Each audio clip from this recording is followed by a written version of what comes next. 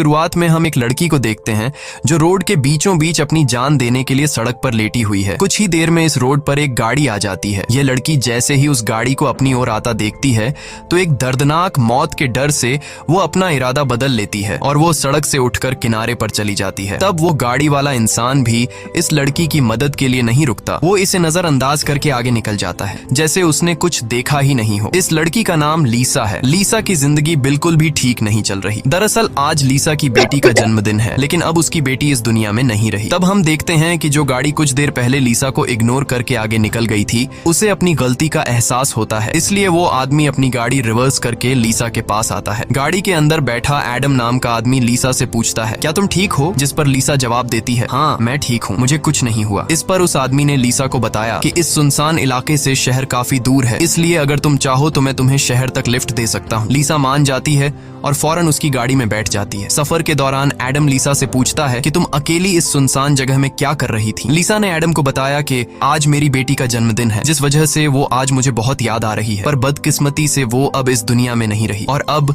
मैं बिल्कुल अकेली हूँ। कोई भी ऐसा नहीं है इस दुनिया में जिससे मैं अपना कह सकूं। लीसा की ये बात सुनकर एडम कहता है, अच्छा इस वजह से तुम रास्ते के बीचों बीच मरने के लिए लेटी हुई थी। जवाब में लीसा ने कहा, मैं मरना नहीं चाहती, बस एक बार किसी तरह से अपनी बेटी से मिलना चाहती हूँ। तभी लीसा कार का रेडियो ऑन कर लेती है। रेडियो पर एक न्यूज चल रही होती है। रिपोर्टर बताता है कि जंगल में एक सीरियल किलर घूम रहा है और आज सुबह इस किलर ने 2 और लड़कियों को मार दिया है। पुलिस के पास उस किलर की तस्वीर तो नहीं है, लेकिन उन्हें इसके बारे में ये जानकारी मिली है कि कातिल एक गोरे रंग का आदमी है जिसके पास ब्राउन कलर की गाड़ी है और उसके दाहिने हाथ पर एक क्रॉस का निशान है। ये खबर सुनकर लीसा के पैरों तले जमीन खिसक जाती है, क्योंकि रिपोर्टर रेडियो पर जिस कातिल का हुलिया बता रहा था वो कोई और नहीं बल्कि एडम ही था। उसके हाथ में क्रॉस का निशान देखकर लीसा बहुत ज्यादा डर जाती है। इससे पहले कि लीसा खुद को बचाने के लिए कुछ कर पाती, तभी एडम अचानक जोर से कार का ब्रेक लगाता है, जिससे लीसा का सर तेजी से कार की डैशबोर्ड से जा टकराया और लीसा बेहोश हो गई। कुछ देर बाद जब लीसा की आंखें खुलीं, तब उसने खुद को एक अजीब से बंकर में कैद पाया जो चारों ओर से